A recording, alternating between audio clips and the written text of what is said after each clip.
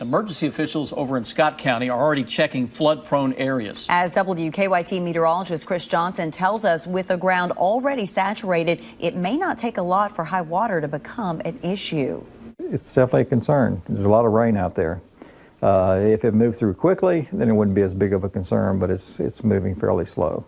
And that's a concern as rounds of heavy rain work across the Commonwealth through this weekend. Jack Donovan, the director of Scott County EMA, is keeping a close eye on the conditions throughout the county. We're headed south on US 25. It's a park area. If it starts to flood quite a bit, then we'll go ahead and just close the park. This is Elkhorn Creek. Yeah, the ground is really saturated. And this whole area will flood when it gets to that stage.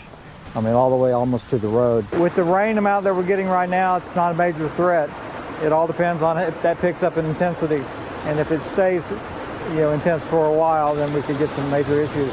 Major issues like your house possibly flooding because you live too close to Elkhorn Creek.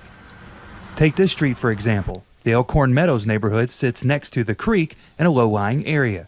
Now, to put this into perspective, the creek bed is about a football field away from these houses. And neighbors tell me that the water got so high a couple of years ago that it flooded their basements.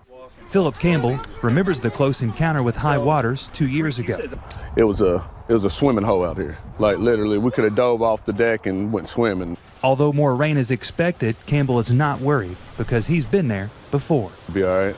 Go out to the store and get a few snacks and stuff and sit back and Netflix and play some PlayStation and, just watch it rise.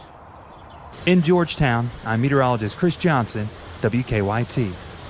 If you live in a flood-prone area, Donovan says to be sure to have a backup plan in place and be ready to make a quick decision on what you might need to do if the water rises.